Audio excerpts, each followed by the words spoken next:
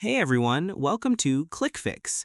Today I'll show you how to disable Snapchat friend suggestions in just a few simple steps. First, open the Snapchat app on your phone. You'll land on the camera screen. Now tap your profile icon in the top left corner to access your Snapchat profile settings. Next, tap the gear icon in the top right corner to open Settings. This is where you can customize your Snapchat privacy settings and notifications. Scroll down until you find Notifications and tap on it. Here you'll see various Snapchat notification options that control what alerts you receive. Now look for Friend Suggestions in the list and select it. You'll see a toggle switch, simply turn it off. Once disabled, Snapchat will stop sending you friend recommendation notifications.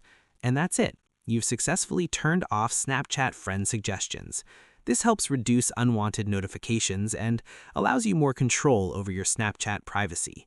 If this tutorial helped you, don't forget to like and subscribe to ClickFix for more quick tech tutorials. Drop any questions in the comments below.